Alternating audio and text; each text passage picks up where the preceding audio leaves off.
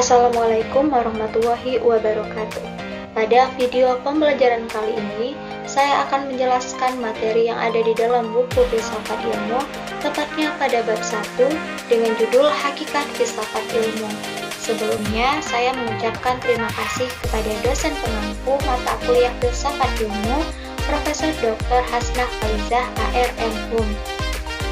Perkenalkan, saya Ardianti dari kelompok 1 akan membahaskan 3 topik utama. Yang pertama, pengertian filsafat ilmu, yang kedua, fungsi dan tujuan filsafat ilmu, dan yang terakhir adalah cabang filsafat ilmu. Sebelum kita membahas materi lebih dalam, sebelumnya kita akan membahas tentang pengertian filsafat ilmu. Yang pertama adalah filsafat, yaitu usaha dengan sungguh-sungguh memanfaatkan pemikiran sebagai alat utamanya dalam mencari hakikat semua hal yang berkaitan dengan ilmu. Filsafat berasal dari bahasa Yunani, yaitu philos, sophia, cinta kebijaksanaan. Sedangkan ilmu ialah pengetahuan sistematis, metodis, dan koheren mengenai bidang tertentu dari kenyataan. Sehingga dapat disimpulkan, filsafat ilmu ialah studi yang intensif mengenai asas-asas ilmu, sehingga dapat menyelesaikan permasalahan aksiologis, epistemologis, dan ontologis dengan cara yang bijaksana. Adapun pendapat ahli tentang pengertian filsafat, yaitu pertama menurut Plato, yang membuat istilah dialektika yang memiliki arti seni dalam diskusi. Sedangkan Cicero menyebutkan filsafat ialah the mother of all the art dan artite, yakni filsafat dalam seni hidup. Sedangkan tokoh filsuf Islam menyampaikan, yaitu Al-Farabi, filsafat melakukan penyelidikan terhadap hakikat kebenaran dari segala.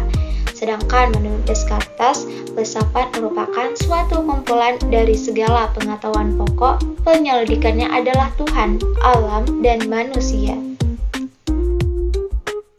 Pythagoras adalah filsuf yang pertama kali menggunakan istilah filsafat. Pythagoras mengatakan, orang-orang terbagi menjadi 3 tipe. Tipe yang pertama yaitu mencintai kegembiraan, yang kedua mencintai kreativitas, dan terakhir mencintai kebijaksanaan. Tujuan dari kebijaksanaan itu sendiri ialah mengenai kemajuan menuju keselamatan berkaitan dengan keagamaan. Menurut Profesor Dr. Notonegoro, studi filsafat dimaksudkan untuk pendidikan mental. Tujuan umumnya ialah menciptakan manusia yang sesila, sedangkan yang khusus ialah membuat orang-orang menjadi berilmu. Pembeda orang yang berfilsafat dan tidak ada pada sikap orang tersebut pada kehidupannya. Selanjutnya, topik yang kedua, fungsi dan tujuan filsafat ilmu. Pertama, fungsi filsafat ilmu ialah sebagai pencari kebenaran dari berbagai kejadian yang ada, mempertahankan, menunjang, dan menentang atau berdiri sendiri terhadap paham filsafat lain, memberikan penjelasan tentang pandangan hidup, cara hidup, dan pandangan tentang dunia, dan memberikan pengajaran mengenai etika dan moral kehidupan. Adapun tujuan filsafat ilmu menurut Bahtiar 2004, yaitu yang pertama, memahami sejarah ilmu di berbagai bidang terkait dengan pertumbuhan, perkembangan, dan kemajuannya. Yang kedua, mempertegas tidak adanya pertentangan dalam permasalahan tujuan dan sumber antara ilmu dan agama. Yang ketiga, paham akan unsur-unsur utama ilmu, sehingga secara menyeluruh bisa paham akan hakikat, tujuan, dan sumber ilmu. Yang keempat, mendorong untuk konsisten mendalami ilmu dan mengembangkannya bagi para calon ilmuwan. Terakhir, menjadi pedoman memahami studi di perguruan tinggi bagi para mahasiswa dan juga dosen. Topik terakhir adalah cabang-cabang filsafat ilmu. Terdapat 3 jenis permasalahan filsafat yang pokok, yakni keberadaan being, pengetahuan knowledge, dan nilai-nilai values. Dalam hal ini, cabang-cabang filsafat yaitu pertama metafisika, epistemologi, logika, etika, dan estika. Di sini saya akan menjelaskan lebih detail. Yang pertama adalah metafisika, sesuatu hal yang ada di belakang, membahas sifat yang paling dalam dari keberadaan atau kenyataan. Yang kedua, epistemologi, yaitu pengetahuan, membahas tentang sumber atau asal mula, metode, sahnya, dan struktur pengetahuan. Contohnya adalah asal mula manusia, asal bumi diciptakan.